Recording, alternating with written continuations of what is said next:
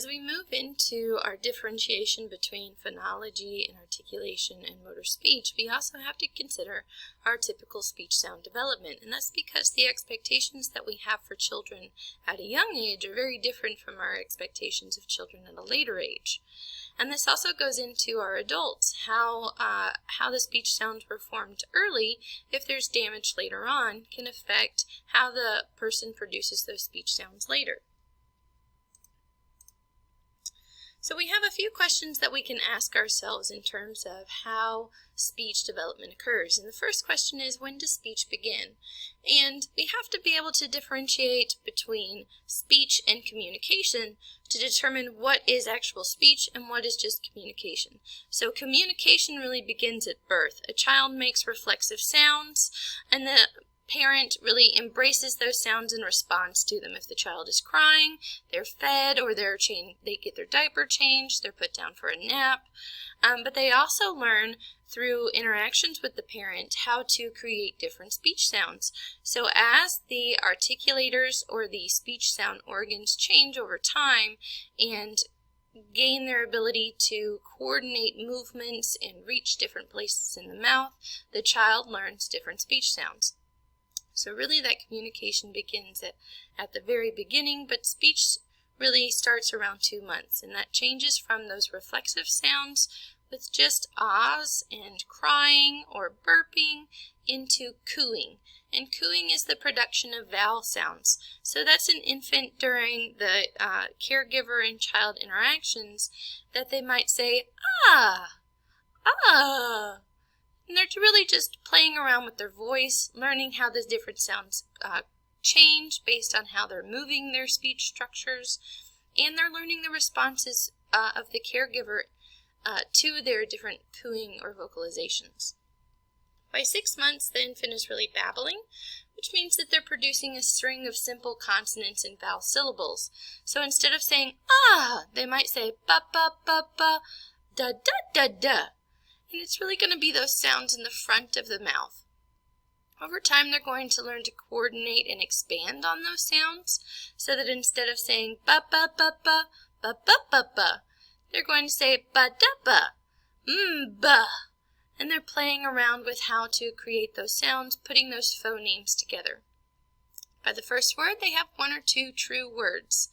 Or jargon to describe their environment. So true words are not words that you find in their dictionary. They are words that the child uses consistently to describe one or multiple objects or things within a category. So for instance, baba might describe a bottle, but the child's going to use baba consistently to ask for a cup of milk or a sippy cup or a sip of tea from the table.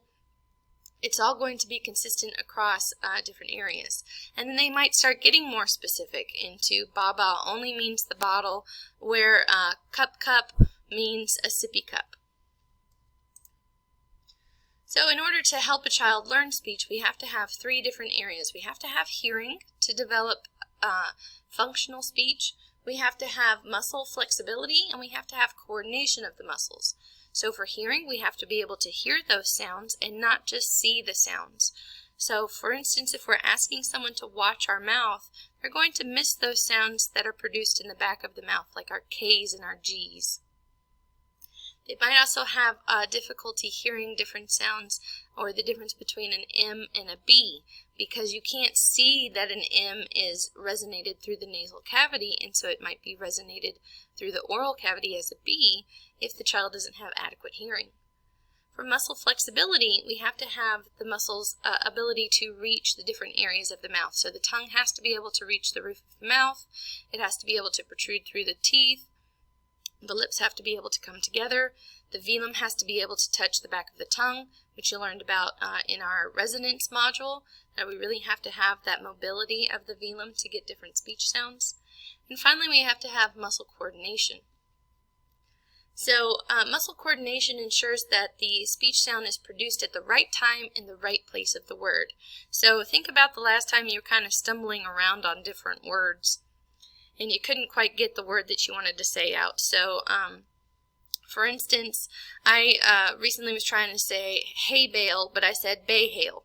And it's just that discoordination. So we have to have the ability to put the sounds or the tongue in the right place at the right time to get the right sounds. So we know when speech sound production starts, but now we have to know when that speech sound production ends. And it really is no strict hierarchy for the acquisition or mastery of sounds, meaning that we have lots of different developmental norms or expectations for ages, but no one abides by one rule.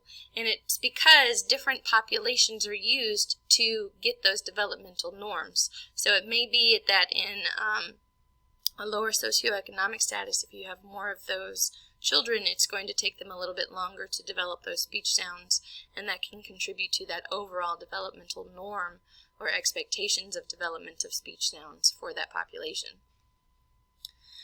And then the order can vary, but there is a typical sequence. So we expect children to really learn sounds in the front of the mouth sooner than those that are produced in the back of the mouth. And you can see that in this chart right here. It illustrates it really well, that by 2 years of age, these are the sounds that the child should have and the position of the word that it should be in.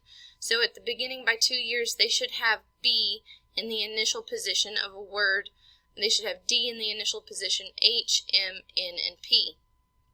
And then moving on, they should also have the B, M, and N in the middle of the word, and the M and the P in the end of the word, but they're going to lose some of those sounds depending on the position of the word. But you can see later on that P is going to appear in the middle of the word around 3 years, and then the N is going to appear at the end of the word at 3 years. And so it all just changes depending on that development, and it goes back to how we hear those sounds and perceive them. So if we say popcorn, that P is going to disappear in the middle of the word, and it's a very complex word, so the child's going to miss it. But if we just say pop, we can hear that p, that pop of that sound on both the initial and the final sound. So the reason that we have these charts is to tell us that we have expectations for certain ages, and if a child is beyond these ages and they're still missing these sounds, then we know that they have a disorder. So for instance, if a child is 2 years old and they're not producing a B, a D, an M, a P, then we expect them to have a speech sound delay. They should really have these sounds. At the same token, the child might still be learning that there are the different sounds in the different productions, so they might substitute sounds for other sounds. And that also has a typical development, and we'll talk about those when we talk about phonological disorders and articulation disorders, that as children are learning those sounds, they're approximating them. So instead of saying dog, they might say gog, and it's just because they don't quite have that muscle coordination down just yet. So again, it goes back to that ease of production, and ease of production relates to the number of syllables, the type of syllables, and the degree of syllable stress, as well as the number of consonants that are grouped together. So if we have less syllables, these are going to be our easier words to learn. So a child's likely to learn in before they learn include, and including is really going to be that more challenging word. And we can look at this both from a speech coordination, where instead of in, we just say n, going into n, k, d, really coordinating those sounds, and finally into n, k, d, ing. It really becomes more challenging, and we can also look at it from a language perspective of really learning those morphemes at the end of the word and how to put those pieces of the word together. The same thing with an open versus a closed syllable.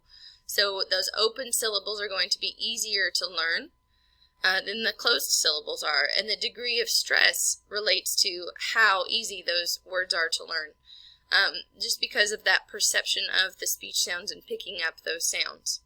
And then finally, the number of consonants that are grouped together. So this was really where we see a breakdown in our articulation of children, because C is very easy, but ski really takes some coordination because we have a sound in the front of the mouth immediately moving into the back of the mouth, and we're keeping the mouth, the lips open wide for that E, And so we have to coordinate the lips, the front of the tongue, and the back of the tongue all at the same time. And then finally, if we go to scream, then we have that the front of the mouth with the S, the back of the mouth with the K, the middle of the tongue with the R, the stretch of the lips with the E, and then a closure of the lips with the M. So all of that goes into the coordination of these sounds for articulation.